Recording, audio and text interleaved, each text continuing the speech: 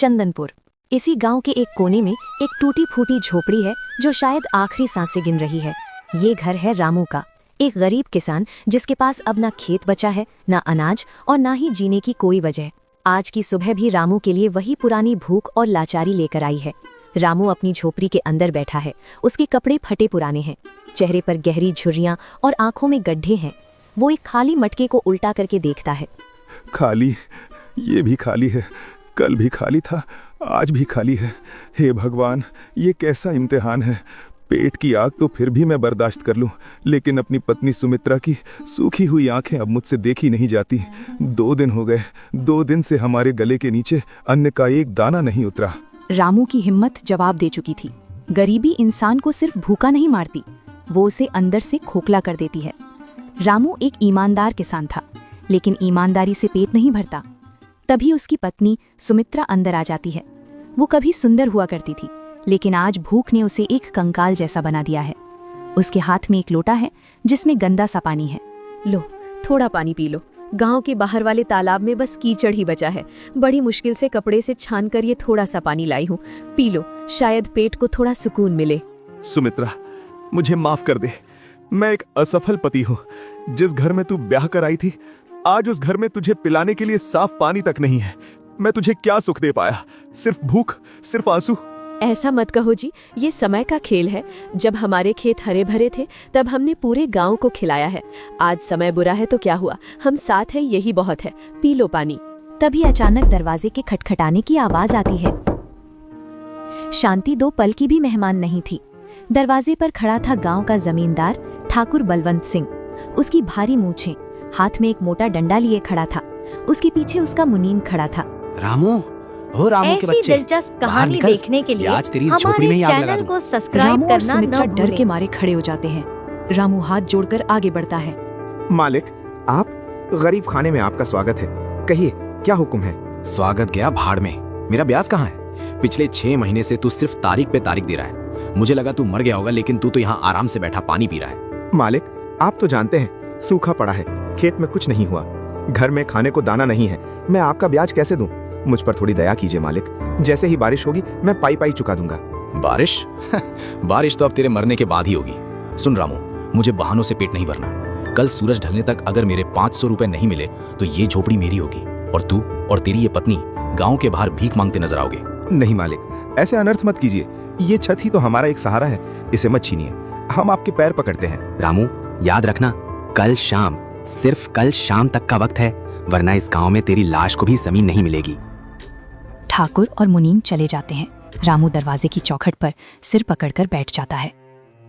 ठाकुर की धमकी ने रामू की रही सही हिम्मत भी तोड़ दी। 500 रुपए? जहां 5 रुपए देखना नसीब नहीं था, वहां 500 रुपए कैसे आएंगे? रामू पागलों की तरह घर से निकल पड़ा।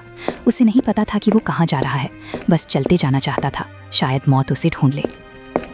रामू एक सुनसान रास्ते पर चल रहा है। दोनों तरफ सूखे पेड़ हैं, कोई जानवर या इंसान नहीं है।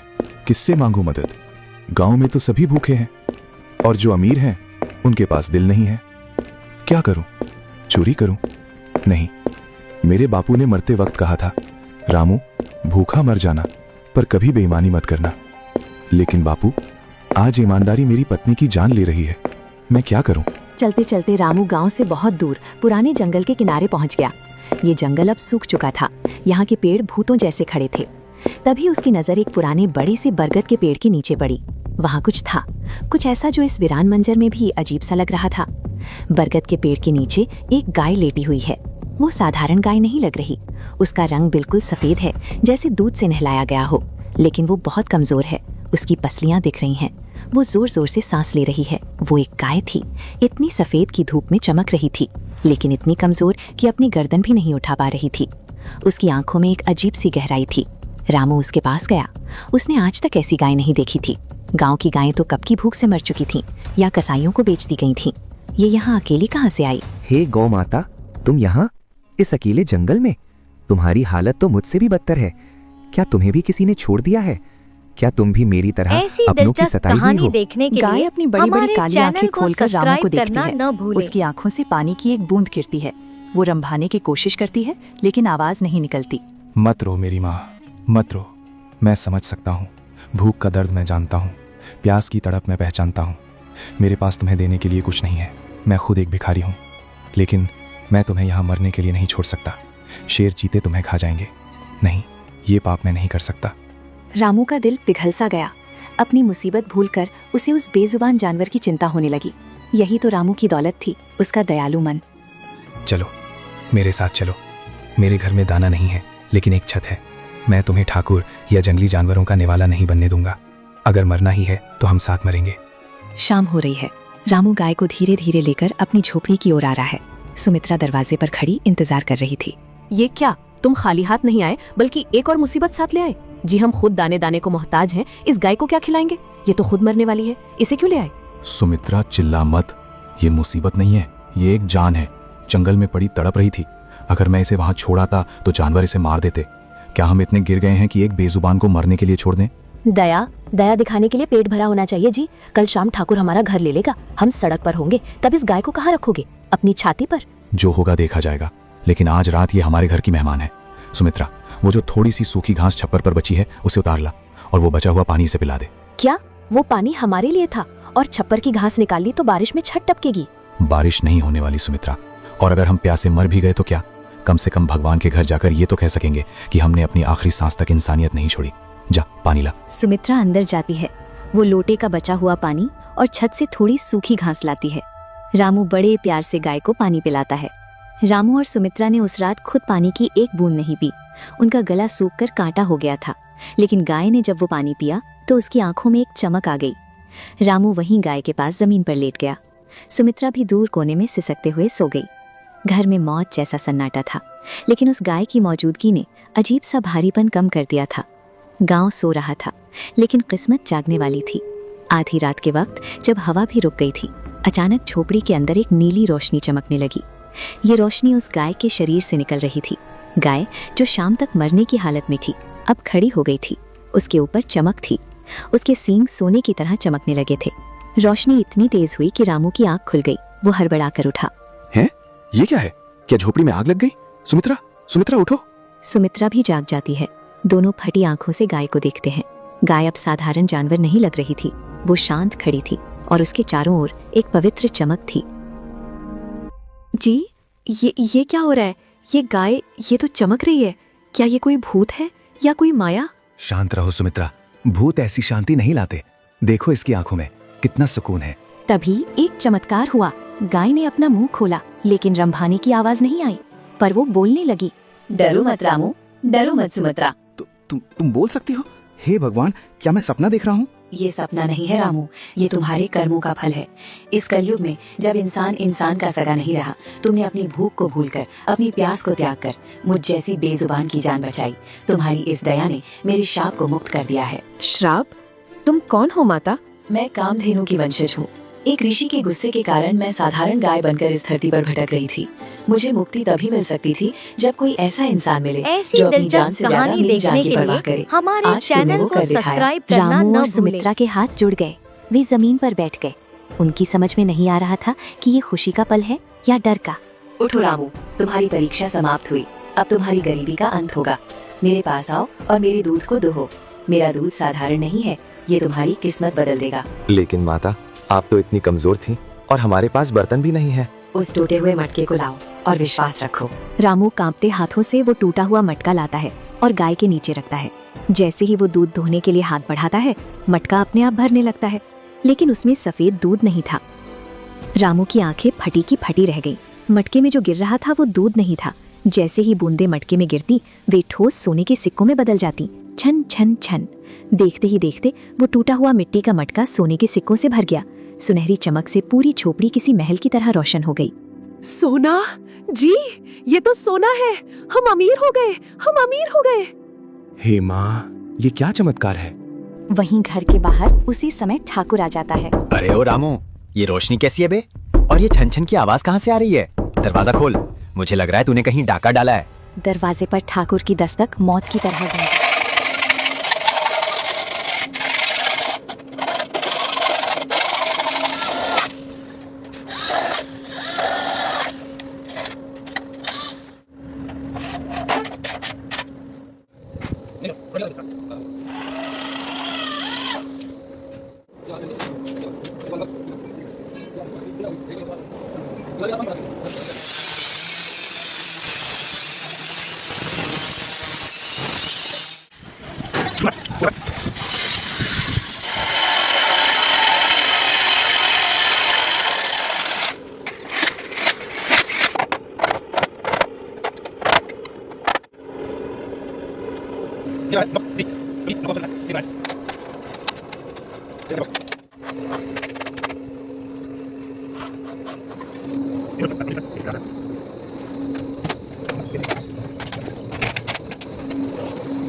अंदर रामू के पास बेशकीमती खजाना था और बाहर उसका सबसे बड़ा दुश्मन खड़ा था।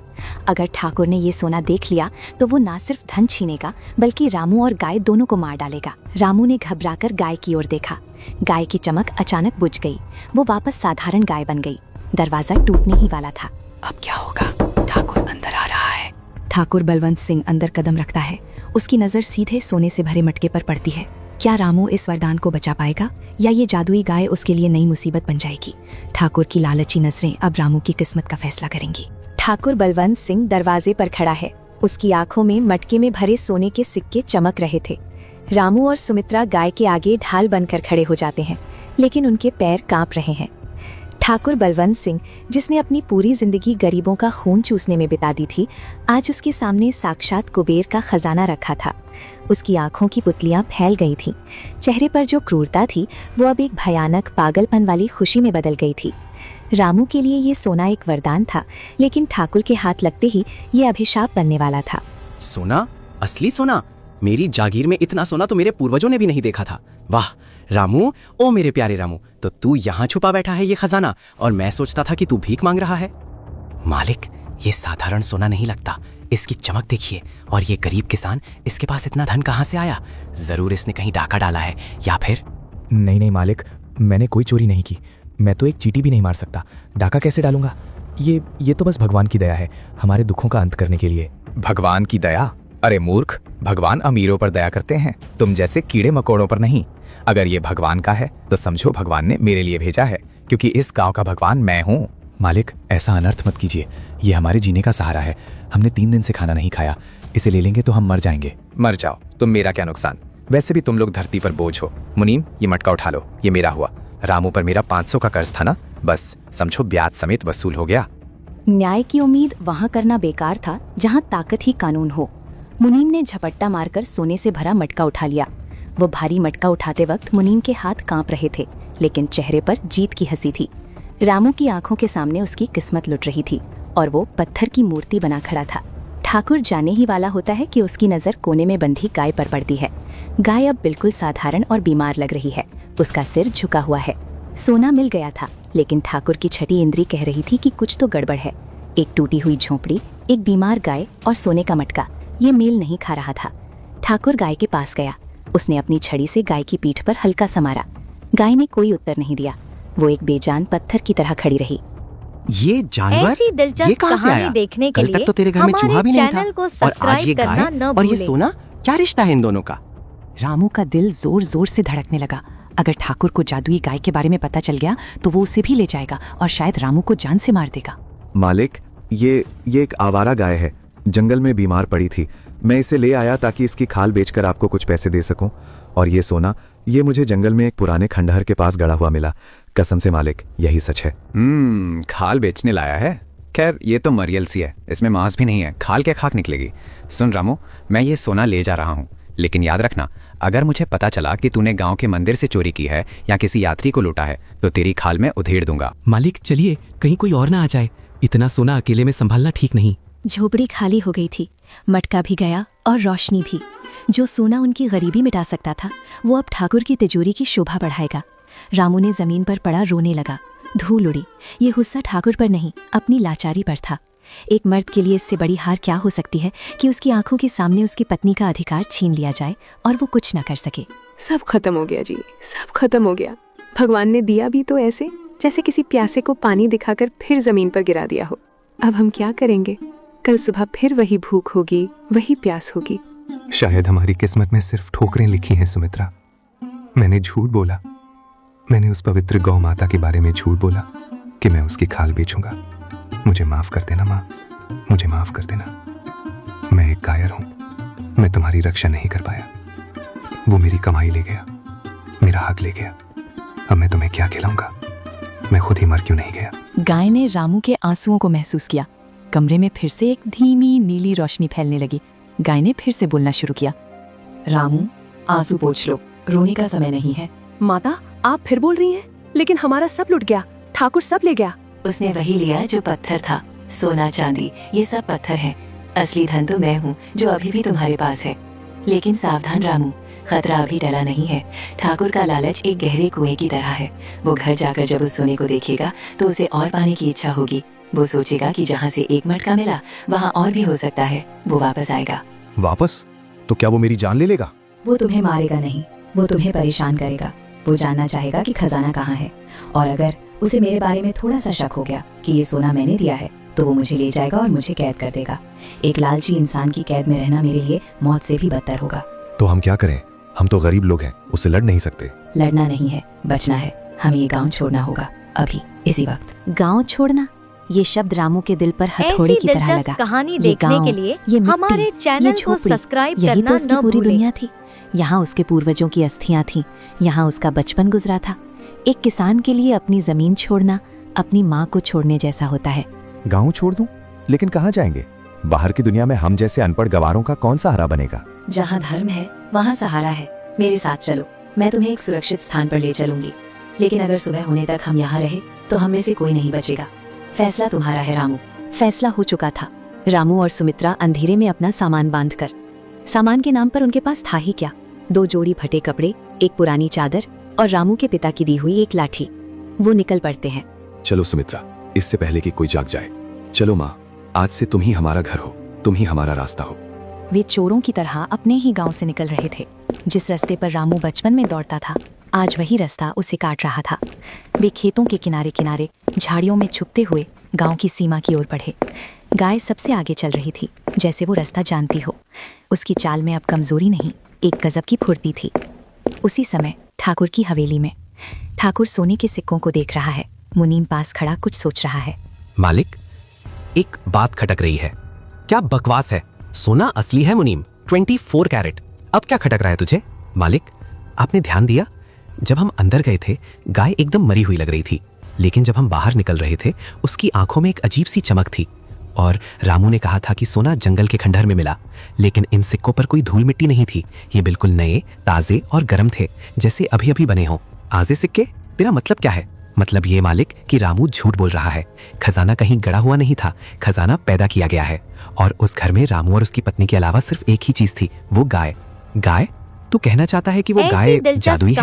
शास्त्रों में कामधेनु की कहानियां सुनी है मालिक। अगर वो गाय सच में जादुई है तो ये मटका भर सोना तो बस शुरुआत है। वो गाय तो सोने की खान है। हमने सोना ले लिया लेकिन खदान को वहीं छोड़ा है। पागल, तुमने मुझे पहले क्यों नहीं बताया? अगर रामू उस गाय को लेकर भाग गया तो अभी इसी वक्त मुझे वो गाय चाहिए, जिंदा या मुर्दा। सुमित्रा और गाय गांव के आखिरी छोर पर पहुंच चुके हैं। एक छोटी नदी है जिसे पार करते ही वे जंगल में सुरक्षित हो जाएंगे। गाय अचानक रुक गई, उसके कान खड़े हो गए। तभी, रुक जाओ रामू, हवा में खतरे की गंध है। इससे पहले कि रामू कुछ समझ पाता, नदी के उस पार और पीछे के खेतों से अचानक कई मशालें जल उठी। आग की लपटों ने अंधेरे को चीर दिया। ठाकुर ने उन्हें घेर लिया था। कहाँ जा रहा है मेरे दोस्त, अपनी खाल बेचने वाली गाय को लेकर? मुझे लगा था तू बेवकूफ है, लेकिन तू तो चालाक निकला। पर याद रख रामू, इस गांव से बाहर जाने का रास्ता सिर्फ मेरी इजाजत से खुलता है। मैं तुम्हें इस गाय को नहीं ले जाने दूंगा ठाकुर, चाहे मेरी जान ले लो। जान तो मैं लूंगा ही, लेकिन पहले इस गाय का चमत्कार देखूंगा। मुनीम, पकड़ लो इन्हें। गाय की आंखें गुस्से से लाल होने लगी। उसने जमीन पर अपना पैर पटका, वो गुर्राने लगी। मुनीम रामू की तरफ लपका। तभी रामू ने अपनी लाठी उठाई। नदी का किनारा आज युद्ध का मैदान बन चुका था। एक तरफ पैसों और ताकत का अहंकार था और दूसरी तरफ धर्म और लाचारी। रामू जानता था कि उसकी सूखी हुई हड्डियों में इतनी ताकत नहीं है कि वो इनका सामना कर सके, लेकिन जब बात अपनों की रक्षा की हो तो कायर भी शूरवीर बन जाता है। ओह, देखो तो सही, रामू योद्धा बन गया है। एक आलिया, जरा देखो तो इस भिखारी की लाठी में कितना दम है। ज्यादा नहीं, बस हाथ पैर तोड़ना, जान मत लेना, वरना ये गाय का राज कौन बताएगा। बलवंत का एक नौकर कालिया पूरी ताकत से डंडा घुमाता है। गाय ये सब चुपचाप देख रही थी। क्या कोई माँ अपने बेटे को मारते हुए देख पाती है? क्या गाय अपनी शक्तियों का इस्तेमाल करेगी या कुछ और होगा? जानने के लिए प्यारा सा कमेंट कर दो दोस्तों। हम भाग 2 इस कहानी का जरूर लाएंगे। बस चैनल को सब्सक्राइब जरूर करना ऐसी ही मजेदार कहानियों के लिए। धन्यवाद।